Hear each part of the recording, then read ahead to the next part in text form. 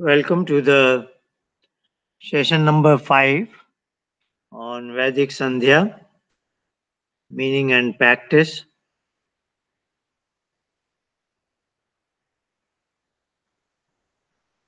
Last week we have looked at 3 sets of mantras.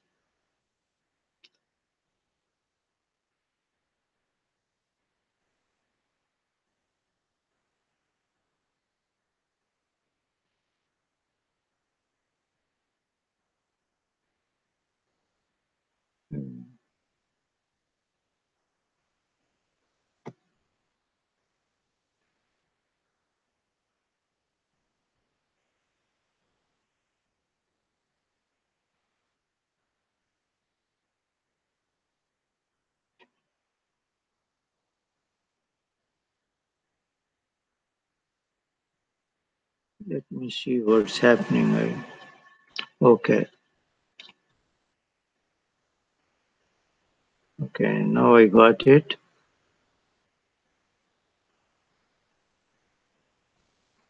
Yeah.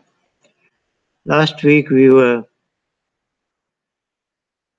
looking at 3 sets of mantras, namely, this is touching the body organs, then purity of body organ, touching the body organs with wet fingers. And then the third set was the pranayam mantra. And during the Sandhya, specifically in pranayam, we try to integrate them, the first 3 mantras with Bahya Kumbhak, and the entire set of 7 in the Abhyantar Kumbhak, reciting silently. So we looked at the scheme that we have inherited from the Vedic is that, of course, at the very start of the session, we have correlated the sequence with Ashtanga Yoga. And last time I tried to explain in 2 additional perspectives. One is an inward journey. As a human being, I am my consciousness enveloped by 5 sheets, 5 layers. The outermost is Annamaya Kosh, the gross body layer. Then as you traverse inward, next is Pranamaya Kosh, where all the vital background forces function. Third one is Manomaya Kosh, then Vijnanmaya Kosh, and then finally Anandamaya Kosh. Of course, the Sandhyopasana, the objective of Upasana is to taste being in Anandamaya Kosh. That is our destination. So these 2 sets of mantras, first 2, what is starting with Om Vak Vak and then Om Bhupanatu Sheshe. As if this is a journey through Annamaya Kosh. And then the third set, Om Bhua, is a journey through the Pranamaya Kosh. And then the mantras we will discuss today, that will be the set of 3 mantras, starting with Om Mitancha Satyancha, then Samudra Dhanavadadi, and finally Surya Chandama Saudhata. This set is as if I am entering into the Manomaya Kosh. This was one more perspective. Another perspective we noticed last time is if we look at Sandhya as in 3 divisions, namely knowledge, action, and upasana. Jnana, karma, and upasana. Then Sandhya begins from Om Shanno Devi. From this to the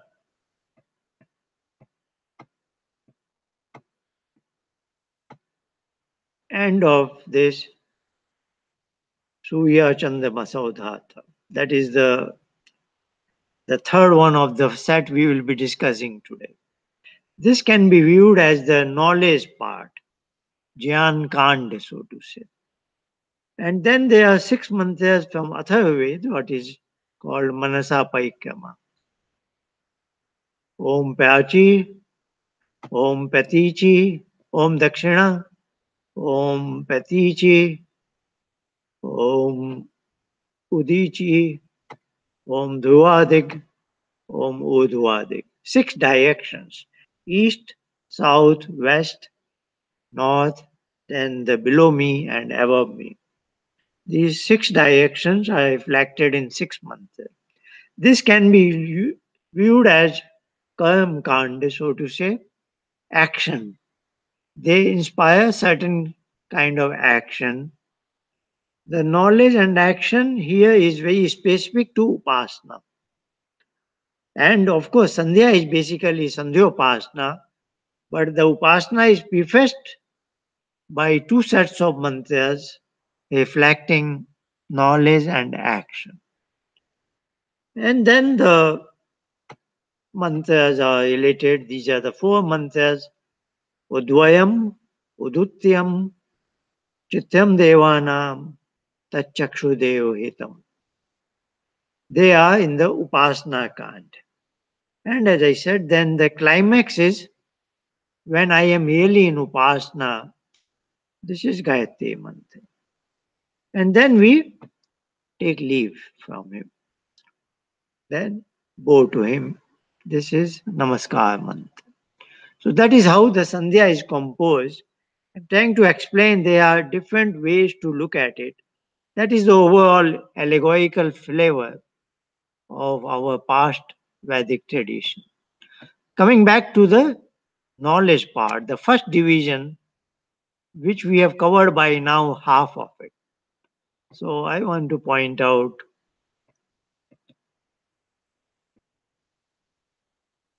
So very first mantra is Shanno Devi. This is I get to know what is the objective of Sandhya and Upasana, Sandhya Upasana.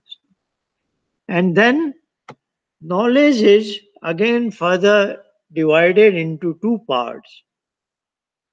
There are two ways to divide it. One is knowledge is to know a thing as it is, all the things in the universe, and the things are of two kinds: the inert things that lack consciousness, they are solely made of matter, and then they are conscious beings. So, what is called Jad and Chetan, matter and consciousness. So, these are the two things ought to be known. And if we look at it, the best way to know it is to know my own self. Because I am myself a composite of two things. I am a consciousness enveloped by a body of matter. So here the knowledge is divided into two parts. Let me get to know my own self. So this part which we covered last week is an attempt to know my own self, my body organs. And then as we try to appreciate them, our body organs and how they function, we realize that deep within us, our life force is sustained by that supreme consciousness, who is sitting inside and causing all our vital forces to function properly. If any of that stops for a while, then I will collapse. So that is called pranic domain, and that is attributed to Ishwar. So I am trying to get to know my own self, what is called Pind. And that also points me towards that Ishwar.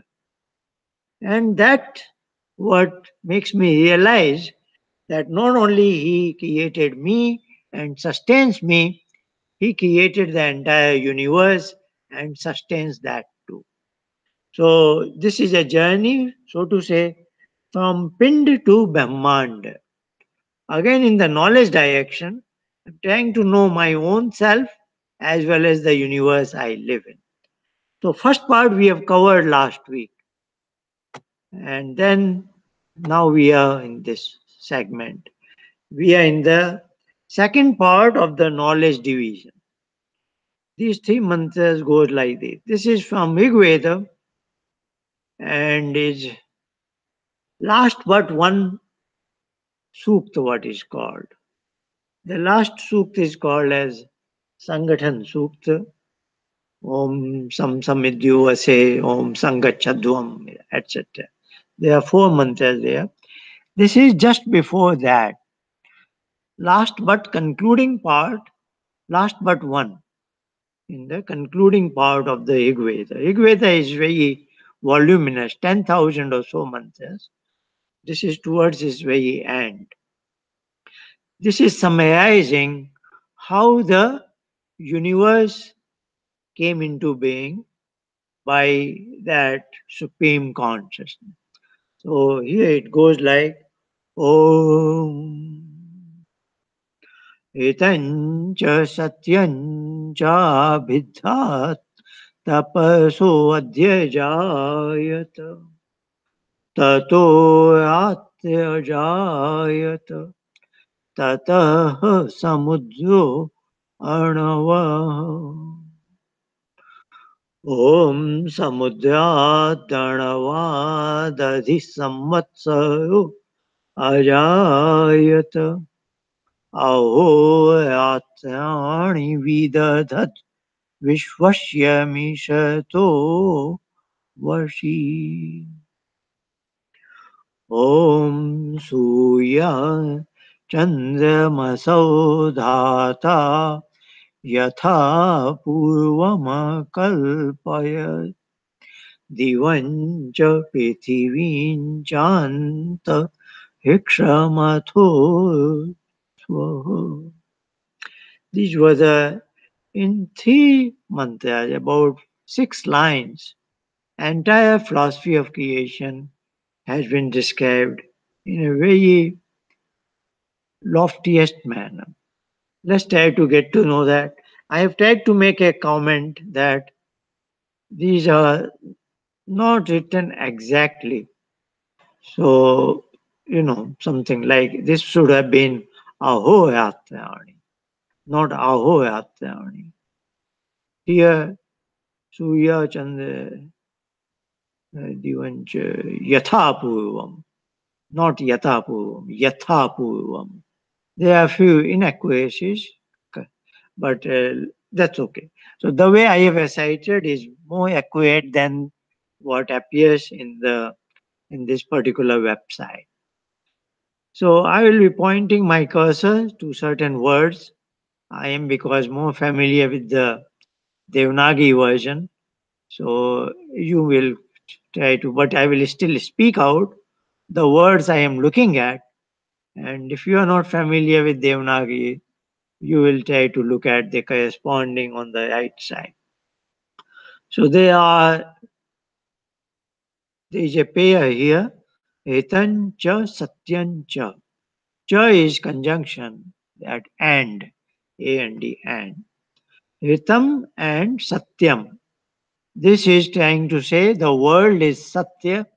Sathya is it is reality. It is not an illusion. It is very much in existence. This is what we say Satyam Shivam Sundaram. This is a real world.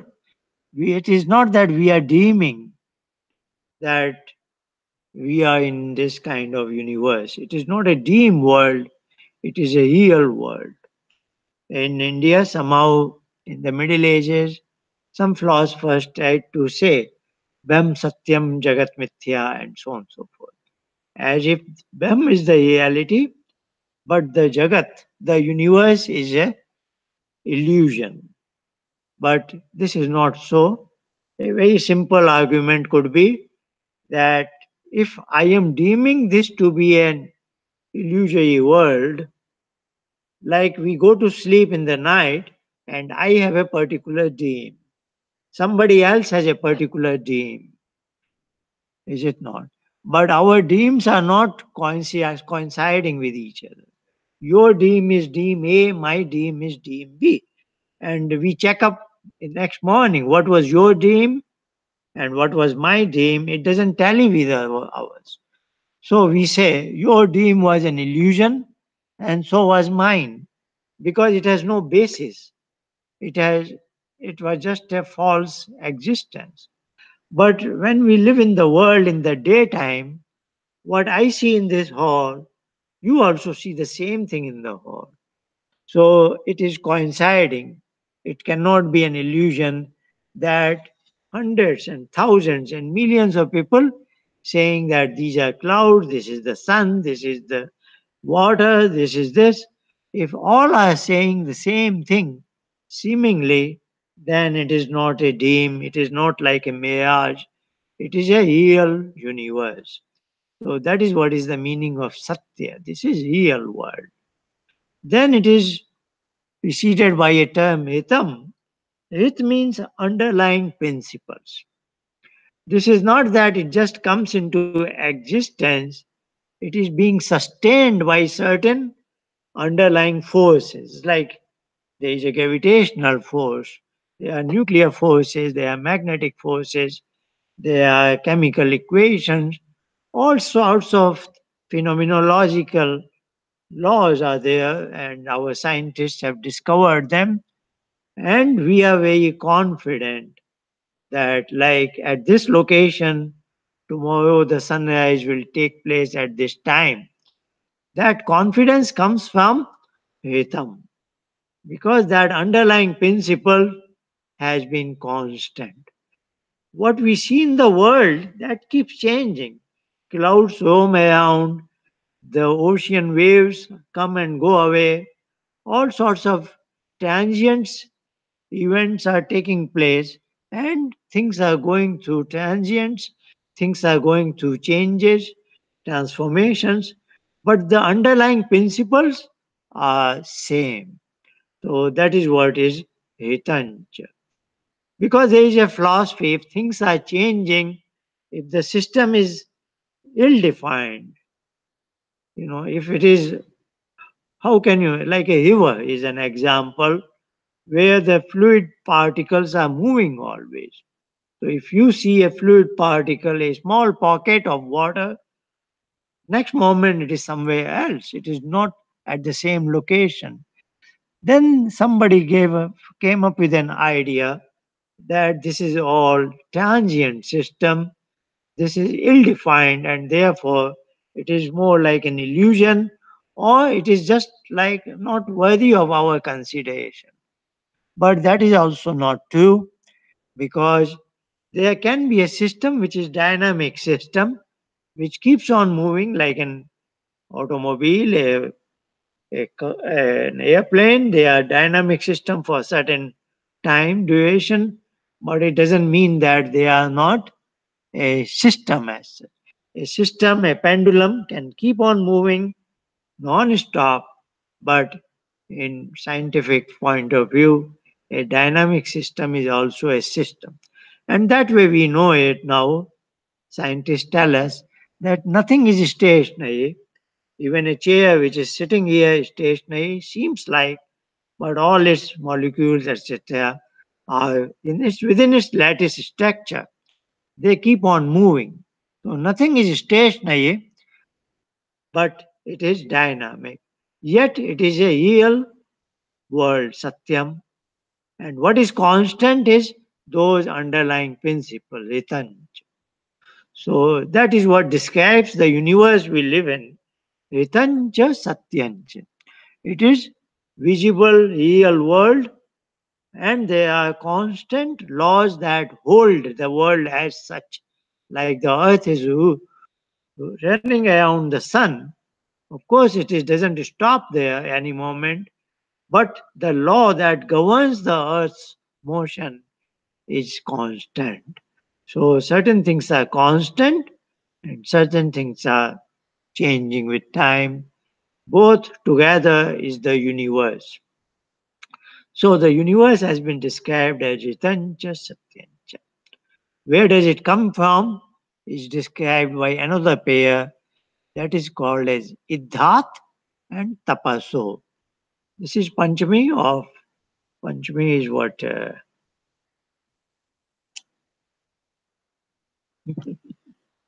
Shashti is genitive. Panchami.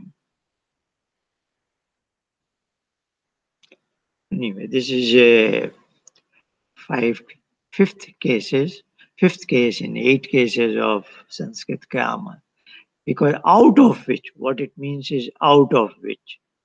So there are two characteristics pointed out, idh and tapas. Idh and tapas. So this is the supreme being, Ishwar. He creates this world, the universe that has been described out of his two extraordinary powers. Those are Idha and Tapas. Idh is in the knowledge direction and Tapas is in the action direction. So we have discussed right in the session number 1 that our consciousness has three extraordinary powers. We are the knower, we can experience an event, and also we can act upon our surroundings. This is about our consciousness, which is a singularity. And so is true about that supreme consciousness. But there is a tremendous amount of qualitative difference. We know the universe after it has been brought into existence, while in his case, he has the prior knowledge out of which he creates the universe. So his knowledge is slightly unusual from our perspective, and that is what is called Iddha. So, out of his knowledge, extraordinary knowledge that is within him, he creates the universe according to the knowledge he has. So, first is his knowledge, then is the creation. For us, the creation is first, the universe is first, and then we get to know a little bit about its characteristics. So, that is the difference. And then our actions are also different. Like a carpenter will act upon this desk, will act upon the wood to make this desk. So when he is acting upon wood, there is a distance between him and wood, is it not? Whereas in the case of Ishwar, Supreme Consciousness, he is all pervading. The infinite ocean of matter, that's what is described as Samudra in the next month. He is pervading within that ocean also. And it is not that he needs a tool to act upon that matter. He, by his tapas, his ability, he can excite those particles and make them move in a particular manner. We are not able to do that. We need certain tools to push certain particles, certain things. Or we need our hands at least. Is it not? If not hand tools, we need our hand. Or we can push certain things by our shoulders, elbows, this and that. But all this is certain tools that we have, which is in our own body, but yet they are different from my singularity of consciousness.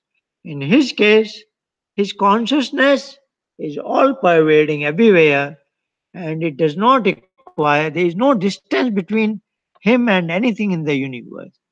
He is, by his pure willpower, he can cause certain matter to move in a certain particular manner. So that is called as tapas. So what is the description? What is the meaning of the first line? The universe, which is a real existing universe governed by its underlying principles, is ajayata. Ajayata means in the past it was created, it was generated. So the sound ja sounds very much like generation. Ajayate is in past tense. There is another prefix here, adhi ajayate. That was has become adhyajayate. Adhi is always in case of authority. We say adhipati. A king is an adhipati. He has an authority over his kingdom. The prefix adi is for authority. So that Ishwar has the authority over the entire universe and even its raw material, the matter that was existing. And he, as per his will, as he desired, he gave rise to the universe as such. And there is another slight prefix here with idhat, abhidhat.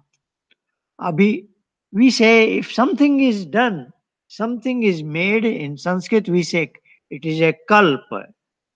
And if it is very well designed, thoughtfully well designed, then we say it is abhikalpa. So abhi is another prefix, like adi was a prefix here. Abhi is a prefix. If you want to see, it is in Roman version. It is merged here, abhi, and adi was merged here. So, in Sanskrit grammar, as the terms come together, they go through certain transformation. So this was abhi idhat. This was adi ajayata. This became adhyajayata. Abhidhat became abhidhat tapasu. So abhi is for it is very properly well thought plan that he generated with total authority over all the components that are required to give rise to the birth of the universe, which is a real and is sustained by certain underlying principle. It is not that he created and then left it aside. He is participating in it every moment so as to cause any dynamic changes that is happening within it. So it's not that it is one time making, it is sustained throughout every moment. So that has been described at the outset that it is not made by itself, it is that is the entity, and that is the entity to whom I want to be with in Upasana. Tato Ratya Ajayat. How was it brought into existence? That is being said now that prior to this universe, this is called as the day of universe. It's called as Brahmadin. There is always a cycle. Like our days and night have a cycle. So this grand Brahmadin also has a cyclic feature. Prior to that, it was Brahmayati, when matter was just sleeping. Like in the night, we sleep, we don't do anything. In the same manner, before the universe came into existence, all the matter and its particles in very in the minutest form, they were in an inert state. That was Brahmayati, grand night, so to say. That was also caused by him. Tata means by him. Because that his name is Tat also. So Tata is out of him. So he created that Brahmayati, the grand night. Of course, prior to that was another universe, the Brahmadin previous one. That was dissolved. So it became a infinite ocean of the particles when nothing is happening. There is a total darkness. That is the being described as he caused that kind of grand night when what was it? Tatah Samudro Arnava. In that grand night, there was simply an ocean. Ocean of what? Not the water. This is a particular water called as Arnava. So that is all these material particles were broken into smallest form, and then that kind of a fluid which is not flowing, it is stationary, and you imagine the whole universe is just like an ocean. And that was in the form of night because nothing is happening. That was created by the same supreme consciousness. And out of that night, out of that grand ocean, he created the universe that we are seeing today. Now, how was the sequence? That is what is described in the next 2 months. It's quite scientific. So let's look at it. So the major parameters in the world are space and time. So first is description of time and then space. Time here has been referred to as samvatsar. What in Sanskrit, samvat is also a term for the year. Like present year is 2018. This will be characterized in Sanskrit as this is Christ Samvat, meaning it has to do with the birth of Christ. So it is Christ related Samvat. So Samvat is the name of the almanac calendar. So that derives from this term. Samvat is the basic. This is now time unit being described. So let's see how the time was created. So it is said Samudrat, Arnavat. So both are Panchami because both are the characteristics of each other. There is a Samudra as we saw, Tata Samudro Arnava. That Arnav, that fluid also is called Salilam. That fluid which was in grand ocean, out of that again Adi Ajayata. Ajayata was generated. Adi is again by a force who had the full authority. What did he generate? Samvatsaro. Time was generated. So there is an infinite ocean. When nothing is happening, there is no sense of time. Today we have a sense of time because things are moving. In particular, the earth is moving around the sun, and earth is moving around its own axis also, which takes about 24 hours, and it takes completes one orbit in 365 days. So taking clue from these natural events, we have divided time into many segments: hours, minutes, seconds, and milliseconds. We can go because these events are, then we have said what is the unit of time. We calibrate it with a standard mechanism.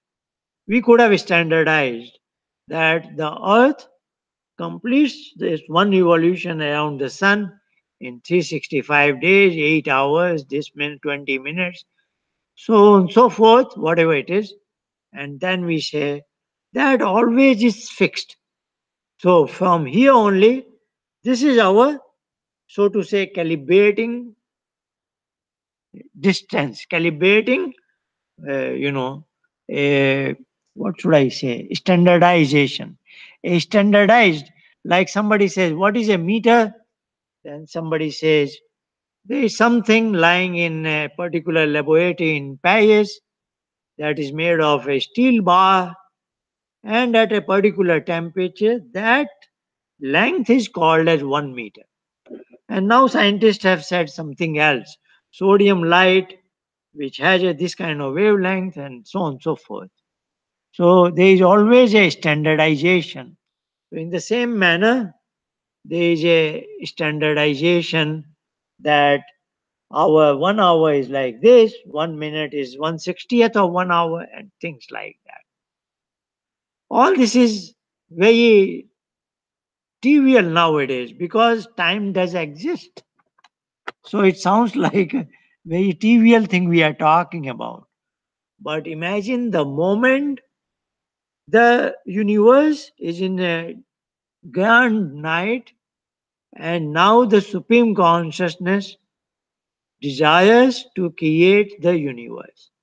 So the first thing he creates is time. Somebody will ask, what time also didn't exist? No. Prior to that, time didn't exist because in the grand ocean, nothing is happening. If there is no movement, if nothing is moving, there is no sense of time. Indeed, when we are in deep sleep, no dreams. As far as you are concerned, nothing was happening in your own world. And then when you come out of that deep sleep, if you have no connection to the outer world, you cannot see out of the window, you can see nothing, and say there is total darkness in your bedroom, you will have no sense of time. You will not know whether you slept 2 hours, 20 minutes, or 20 hours. You have no idea. Because in the moment you were in deep sleep, nothing was happening. When nothing is happening, there is no time. That is called as timelessness. But that is only at your individual level. If you expand that to infinity, that is what is the Brahmayatri. When nothing is happening, no material particle is moving at all. Everything is stationary. It is timelessness. So, how does time arise? He creates some movement in some particle first. So that is what is his tapas. He has the ability to make certain particles move, and that's what is described as samvatsaro ajayat. And that movement at a global scale finally gives rise to ahoratrani, what we are now familiar with day and nights. Vidad, Vishwasya Mishato Vashi. Let's look at it. Vishwasya, this is Shashti. Mishato Vashi. Vidad, Vidadhad, Vishwasya Mishato Vashi. Vishwa is another name for the universe. This is also interesting word because the root is Vishpaveshne. What is it?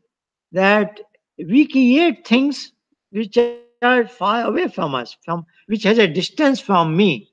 But in his, this is very unusual thing happening. He is within the universe, and within himself he is creating the universe. So he is already in the universe into which he is making the universe blossom in a particular form into which he already exists. So that is why the term is Vishwa, which root is Paveshne. He is Pavesh is to enter into it. In his case, he has already entered into the universe and he is causing the transformation in universe while he is within the universe. That's why this name is Vishwa. Vishwa is the word for the entire universe. Mishato Vashi. Mishato is a word for movement. Like when if something is approaching towards my eyes, my eyelids will close. This is a reflexive action. We don't think and decide, it just happens naturally. So this is called as nimesh. So when eyelids movement is called nimesh. So that is a kind of movement which is happening in a very reflexive manner. So what is happening? All the movements in the universe are being treated as as natural, just like an eyelid moves whenever something comes closer to my eyes, which is very reflexive, automated. And that is what, if you look at it from perspective of that supreme consciousness, it is all automated. But it is all automated doesn't mean it's happening by itself. It is washi. In Hindi we say, uske wash mein hai. So he is causing all the movements that is happening in the universe because that movement correlates with time. So he gave rise to the birth of time, and that is what is reflected in the movement at the gigantic level of earth and sun. They are also moving, giving rise to the day and night, and also the movement at the smallest subatomic levels or on my eyelids, which are all sounding as very routine, automated. Of course, all this is automated by him. His overall total control and authority is there. So, this is the time parameter which is related to the movement of gigantic bodies as well as the smallest particles that we can imagine. So, in these two lines, very beautifully described the time and how it was created. Time has to come before space. Space requires a reference point. You cannot make a coordinate axis. If you draw a graph paper, you ask yourself, where is my origin first? Then you take a few lines, you draw two vertical lines, that is x axis and y axis. First, you have to decide where is the origin. That origin is your reference point. With respect to that origin, you say, my point of interest is located 2 units in x direction and 5 units in y direction. If there was no origin, you cannot describe where you are located, is it not? You always tell your family members, I am 5 kilometers away from home. Otherwise, if you just say I am 5 kilometers, it doesn't make sense. 5 kilometers with reference to what point? So you have to describe it. I am 5 kilometers away from home in this particular direction. So that origin, that reference point is very important, and that reference point is different from all other points, is it not? So that if it is a grand ocean sleeping, nothing is happening, and you want an origin, you want a reference point, first you have to create the reference point. That is what Ishwar did in this event. When he clicked a particular particle, made it move, he did two things. He created the movement, thereby time took its birth, and that's where the movement started. That became the point of origin. So the space was created right then, as soon as the time was created. But philosophically, time comes first because he made one particle move. That defined the time. Movement and time go hand in hand, and that point became different from all other points. That became a point of reference, and now the space was created. So that is a beautiful philosophy. All this explained in three small mantras is fantastic. Now look at the space part. Surya Chandra Masaudhata. Now in space we have all kinds of bodies that are being listed. We are finding a stationary, stable support on the earth. With respect to the earth, we see the sun, Surya. That is the constant supplier of energy in terms of heat and light. That is the Surya. Without sun, we cannot imagine life on the earth. And then there is a day and night, and in the night we have the moon, Surya and Chandra. As far as the earth is concerned, it is orbiting around the sun, and the moon is orbiting around its own self. And that has something to do with the time also. So we have 1 year divided into certain lunar months and so on and so forth. Surya Chandra Masau Dhata. He is the one not only giving support to the earth, he is Dhata, is Dharan Karna, to support the sun and the moon. Of course, by the gravitational laws. But just because we know gravitational laws, it doesn't mean He is not supporting, it is the law supporting. That is a tendency of some people to say. They get so excited. We have discovered all the mysterious laws which our past generations were not aware of. That's why they attributed to all this to God. And they say that now that we know we have unlocked all these mysterious laws, we don't need God. This is a fallacious thinking. If there is a law, there is a lawmaker, and there is always a force to enforce the law. You cannot imagine the earth and the moon and the sun coming together and discussing, let's make something like gravitational law and then we will follow it. It doesn't happen like this. These inert particles cannot come together and cook up. This is a beautiful law, let's follow it.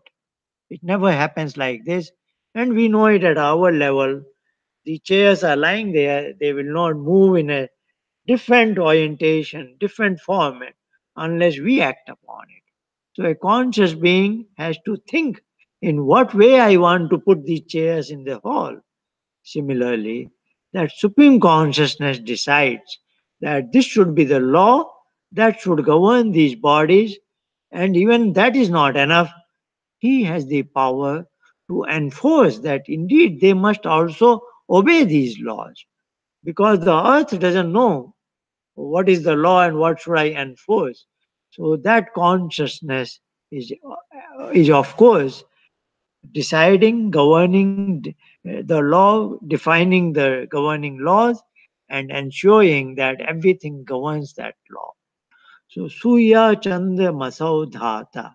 He is the one who is ensuring that the earth, the sun, the moon are following certain orbits, etc. And then there is a beautiful word, Yatha Purvama Akalpayat. I use the word kalp just to explain the meaning of abhikalpa. That kalp is here, so well designed. Yatha Purvam, as it was done in the past. So what is being, the way this universe popped up, it's not that first time, this is the way it has been happening in the past. So there were past universes, they were dissolved, and this one was made. This chain is unending. So, of course, there is a time this particular universe came into existence. But this sequence of the grand night and grand day, that is endless. So that is what is the meaning of Yatha Purvama Kalpa. In the same manner, he must have made the sun and the moon and the earth in the previous cycles also. Then there is a very beautiful line here. Divan cha prithivin chanta ikshamatho swaha. We are on this earth, what is called a Prithvi. Prithvi is in the earth. It is being energized by Divam. This is the sun, which constantly sends away the energy so that the earth can be sustained. And then there is a lot of space in between, which is where the earth is running around the sun. It is not just the earth and the sun, there is a inbuilt space that is called antariksha. Anta means that intervention. So in between space is called antariksha. Atho swaha. This is very beautiful. This swa is from Gayatri Mantra Om Bhur Bhuva Swaha. Swa is another name for that supreme being we have discussed in briefly. This is that he is always in a state of absolute happiness.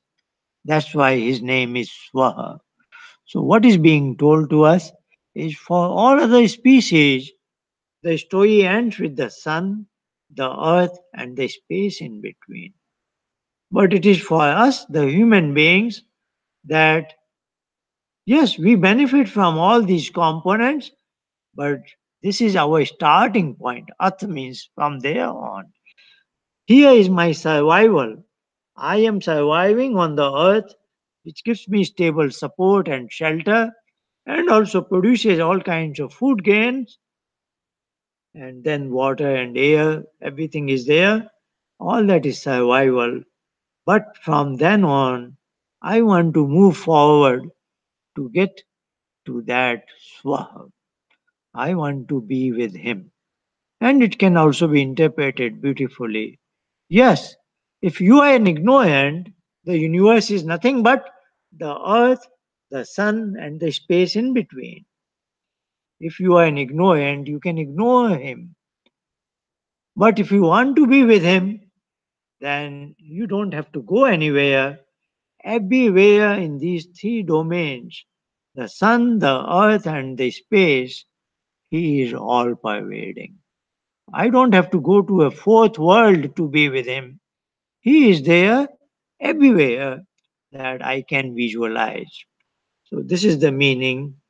These three mantras are beautifully describing how the world came into being, who is the maker, who is sustaining it, and how it has been happening in the past and will keep on happening in the future also, even when time doesn't exist. So, he is beyond the time. So time and space are also created, and then this specific, the sun, the earth, and the moon, etc. All this has been described, and this is all is pervaded by that Swaha. Nothing is away from him. Nowhere, no matter where I go, he is there. Within me, he is there. And that's what, when I recite these three mantras, I am telling my mind that yes, your job description is to take me to all the sources of happiness, and this is where I want to go. If you scan through the whole world outside, he is there. There is no place in the world where he is not there, and but I can be with him only at one place where I exist as well as he exists. He is everywhere, but I am only at a particular location. So that's where I want to be with him so that I can find him. So that is the basis of meditation, disconnection from the mind, which is simply depicting the material world, disconnecting from it to be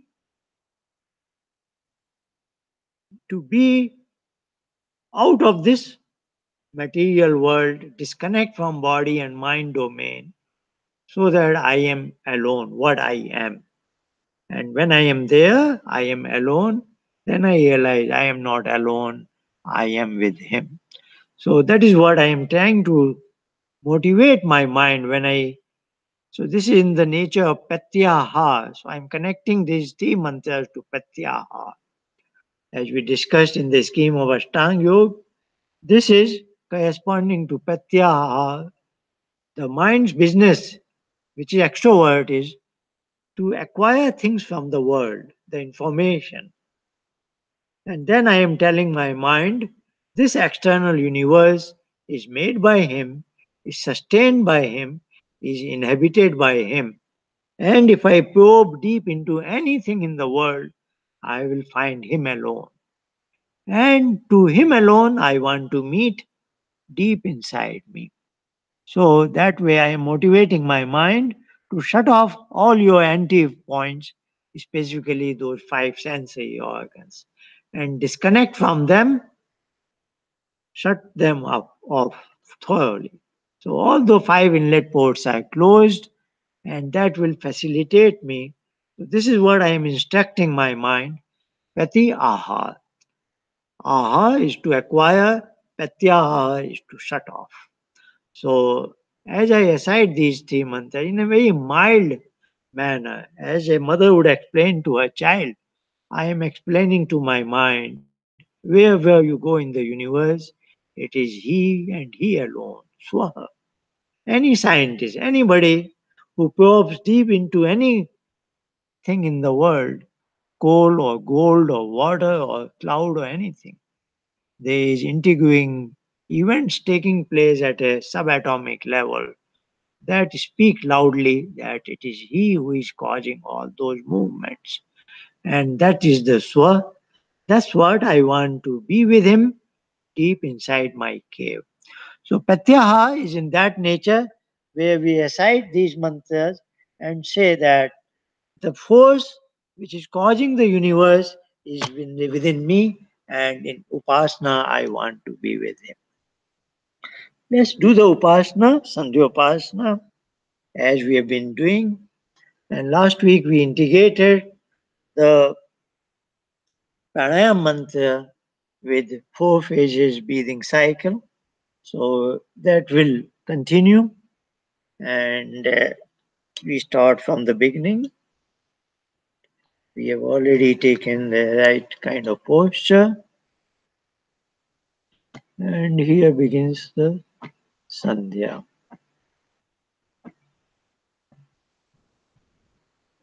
Of course, some of you might not have memorized all these mantras, but it eventually, if you want to do Vedic Sandhya, you have to practice them and memorize them. It will get memorized more and more you practice it. And then only it can become a meditative experience. Otherwise, your eyes are open, you are reading the mantras, then it is not quite that meditative experience. So, for me, also not because I have to keep moving these slides, but this is, we have to look at it as an instruction purpose. Finally, when you want to be conversant with all this should be in your memory. Okay, as such, I have it in memory, but some of you attending may not have memorized. That's why I keep scrolling this slide, this website. So here it begins.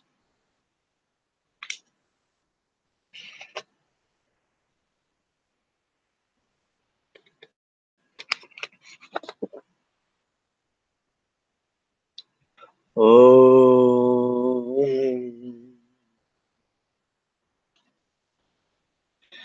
ॐ शन्नो देवी अभिष्टय आपो भवन्तु पीतये संयोऽभिस्य वन्तु नः ॐ वाक् ॐ प्राणः प्राणः ॐ चक्षुः चक्षुः ॐ श्रोत्रं श्रोत्रम् ॐ नाभिः ॐ हृदयम् ॐ कण्ठः ॐ शिरः ॐ बाहुभ्यं यशो बलम् ॐ करतल करपृष्ठे ॐ भूः पुनः शिरसि ॐ भुवः पुनः नेत्रयो ॐ स्वः पुनः कण्ठे ॐ महः पुनः हृदये ॐ जनः पुनः नाभ्याम् ॐ तपः पुनः पादयो ॐ सत्यं पुनः पुनः शिरसि Om Kham Brahma Punatu Sarvatya Om Bhuhu Om Bhuva Om Swaha Om Maha Om Jana Om Tapa Om Satyam. Let's do my Shridanand suggests. Minimum 3, maximum 21 cycles of pranayama. Let us do 3 cycles, each cycle with 4 phases. And as I said, in Bahya Kumbhak, we will recite mentally Om Bhu Om Bhuva Om. And in Abhyantara Kumbhak, we will recite those 7 of them. Here it begins. Deep breathe out.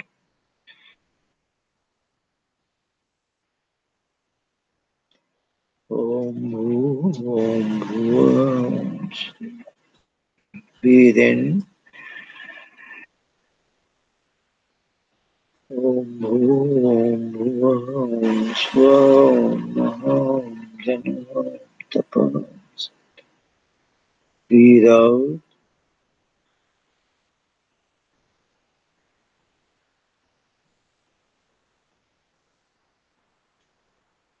Breathe in.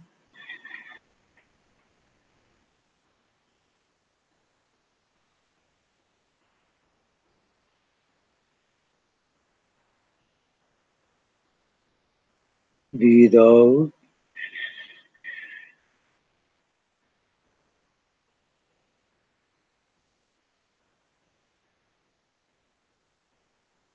Breathe in.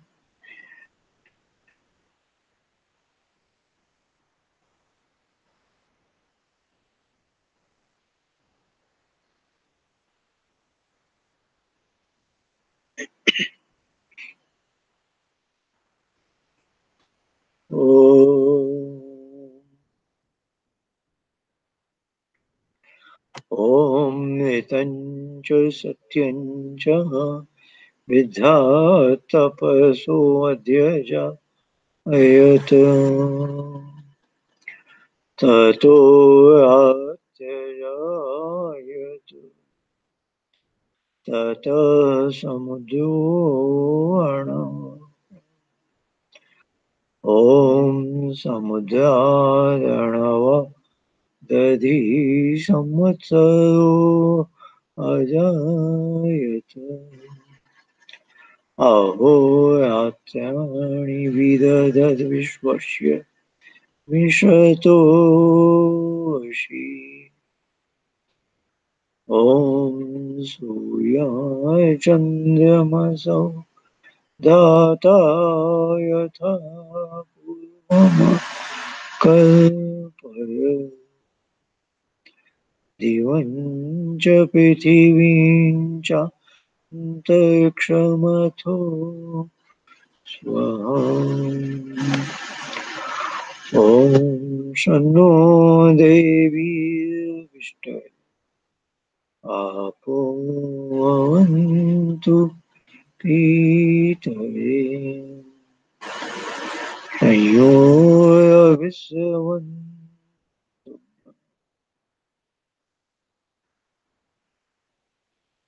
Om Prachirigagniyadhipati Asito Akshitaditya Vishava Tebhyo Namo Dipatibhyo Namo Akshitebhyo Namo Ishubhyo Namo Yostu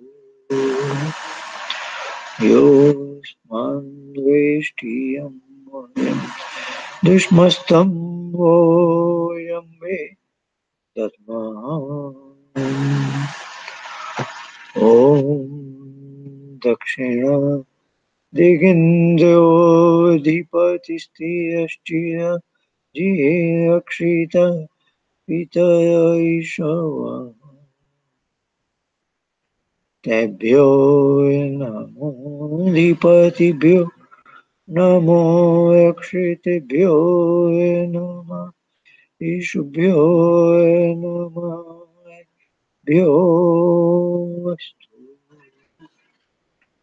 योऽस्मान् द्वेष्टियं वयं दुष्मस्तं मोजम्बे तस्मात् ॐ प्रतीचीदिग्वरोऽधिपतिः पद को अक्षितान् ईशव तेभ्यो नमोऽधिपतिभ्यो नमो अक्षितेभ्यो नमः ईशुभ्यो नमः भ्यो योऽस्मान् द्वेष्टियं वयं दुष्मस्तं वोजम्बे तस्मात् ॐ उदीचीदिक्षो मोदिपतिष्वजो यक्षिता शनिशव तेभ्यो नमोऽधिपतिभ्यो नमो यक्षितेभ्यो नमः ईशुभ्यो नमः भ्योऽस्तु योऽस्मान् द्वेष्टियं वयं दुष्मस्तं वोजम्बे दद्मः ॐ ध्रुवादिग्विष्णुयाधिपति कल्माषगीव रक्षिता विउदयिषम तेभ्यो नमोऽधिपतिभ्यो नमो रक्षितेभ्यो नमः ईशुभ्यो नमः भ्योऽस्तु योऽस्मान् द्वेष्टियं वयं दुष्मस्तं वोजम्बे तस्मात् ॐ ऊर्ध्वादिबृहस्पति अधिपतिः शुचो रक्षिता वर्षमिषव तेभ्यो नमोऽधिपतिभ्यो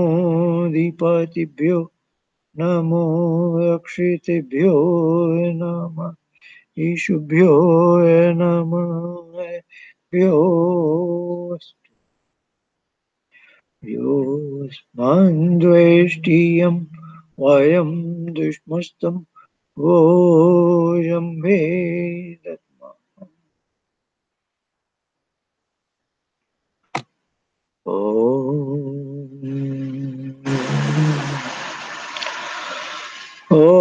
उद्वयं तमसस्पै स्वः पश्यन्त उत्तरम् देवं देवत्या सूर्यमगन्मजो उत्तमम् ॐ द्वितीयं जातवेदसं देवं वहन्ति केतव दृशे विश्वाय सूयम् ॐ चित्रं देवानामुदगादनीकं चक्षुरमित्यस्य वरुणस्य आप्याद्या वा पृथिवी अन्तरिक्षं सूर्य आत्मा जगतस्तुषश्च स्वाहा ॐ तच्चक्षुर्देवहितं पुरस्तात् शुक्रमुच्च पश्येम शतं शृणुयाम शयद शतं प्रभ्यवाम शयदः शतम् अदीनः श्याम शयदः शतम् भूयश्च शयदः शतात्. Now we will devote about 15 minutes to Upasana. I'll, until the bell rings, we will be in Upasana after reciting the Gayatri Mantra twice. Om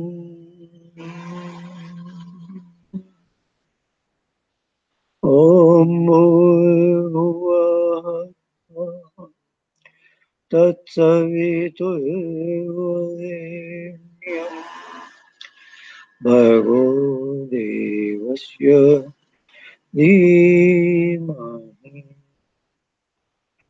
Dhiyo Yo Nah Prachodayate. Om Bhuvah Swaha Tatsaviturvarenyam Bhargo Devasya Dhimahi Dhiyo Yo Nah Prachodayate.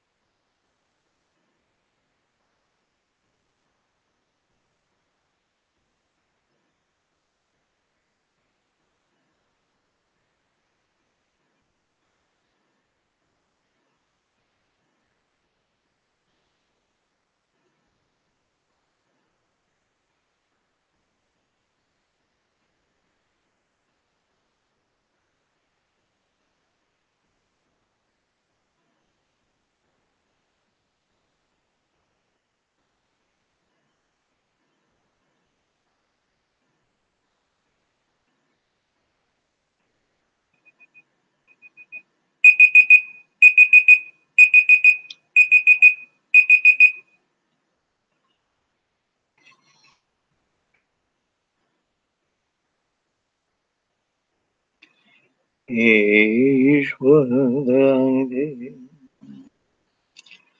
भवत्कृपया निजोपासना अधिकर्मणाम् धर्मार्थ काममोक्षाणाम् सद्य सिद्धि भवेन्।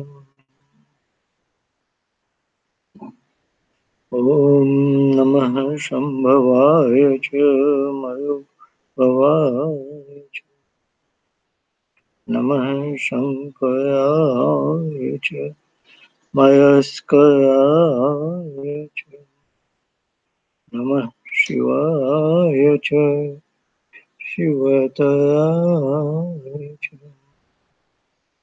ॐ शान्तिः शान्तिः शान्तिः। That concludes our Sandhya and its associated session number 5. We'll meet again next week at the same time. All the best.